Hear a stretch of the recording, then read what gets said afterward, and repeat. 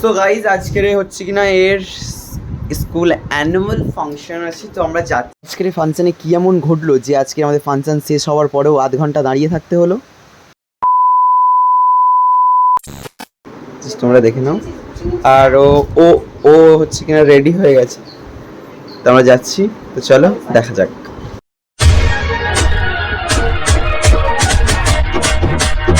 So guys finally আমি বেরিয়ে পড়েছি। সো গাইজ আমি সুদীপ্ত পেশা একজন বেকার ছেলে, কাপাবোনার খাট নতুন ভিডিও শুরু করা যাক। তো আজকে ভিডিওটা পুরোটাই যেহেতু আমি বেকার ছেলে, আমার কপালটাও তো এরকম একটা বেকার, এরকম একটা বেকার রাস্তা দিয়ে আমি উঠে পড়লাম আমাদের রাস্তায়। কিন্তু কপালটা আমার এতটাই খারাপ যে আমি কোনো গাড়ি পাচ্ছিলাম না।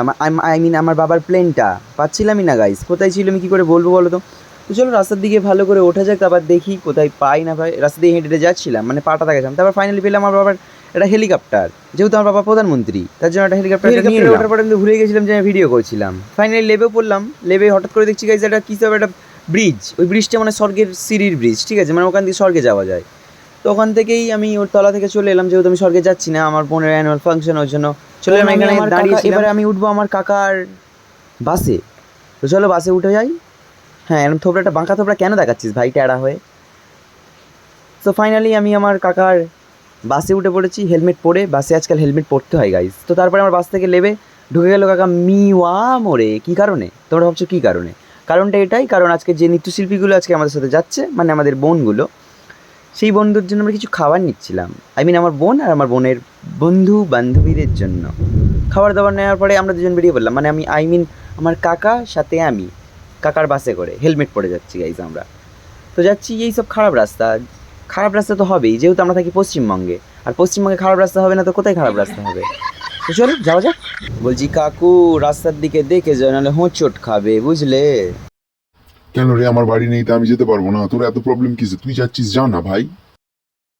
তো কাকু তো ওদিকে দেখছি ঘর হচ্ছে, কাকুর যেহেতু একটা ঘর নেই এরকম, তো আর কি হবে কাকু, তুমি ঘর নিয়ে কী করবে? তো ফাইনালি আমরা এখান দিয়ে যাচ্ছি। আরে বাস, অ্যাম্বুলেন্স। হ্যাঁ রাজাজি। ও দিদি কি করছো তুমি এখানে?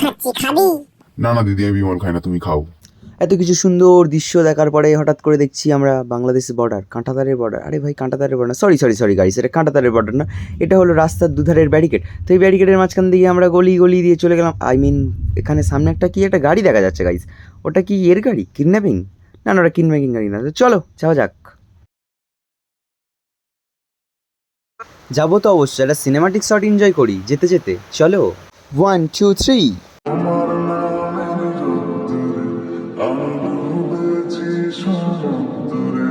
জানি না যাব কতদূরে এখনো,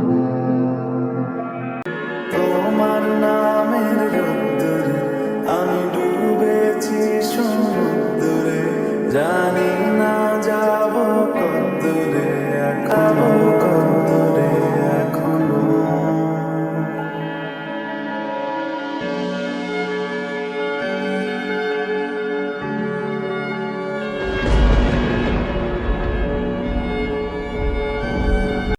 সো গাইজ গান শুনতে শুনতে আর এ করতে করতে আমরা তো চলেই এলাম। এটাই হলো ওদের হল, মানে যেখানে ওদের প্রোগ্রামটা আজকের হবে এটা। তারপরে ফাইনালি ঢুকলো আমাদের নৃত্যশিল্পীরা আর সাথে তাদের গার্জেনরা। তো এখানে কাকু কী করছিল আমি তো বুঝতেই পারলাম না, হঠাৎ করে ডাকছে। আরে ভাই আমরা পয়সা দেবো না তোকে, কেন তুই ডাকবি? কিন্তু ও তো পয়সা নিয়েই ছাড়বে। সো গাইজ এতক্ষণের অপেক্ষা এবারে অবসান ঘটলো। তো দাদার ঘুম পেয়ে গেছিলো, তো ফাইনালি পর্দা ফেলার পরে ডান্স শুরু। তো ভিডিওগুলো তোমরা দেখতে থাকো, নাচের ভিডিওগুলো, তারপরে আমি কিছু কথা বলবো।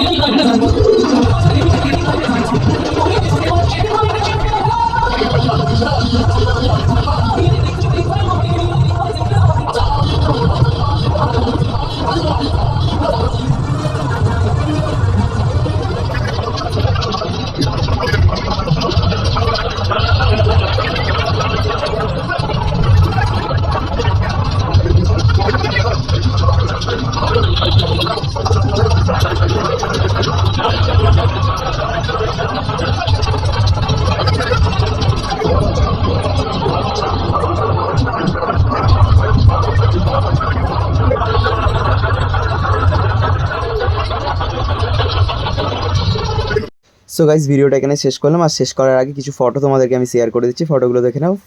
ভিডিওটা ভালো লাগলে like comment share and subscribe করে দিও। আর আসছি খুব তাড়াতাড়ি নতুন একটা ভিডিও নিয়ে। সো টাটা, বাই বাই, সবাই ভালো থেকো আর লাইফটাকে এনজয় করো। Bye bye. তোমরা যদি পুরোপুরি নাচের ভিডিওগুলো দেখতে চাও আমাকে কমেন্ট করো।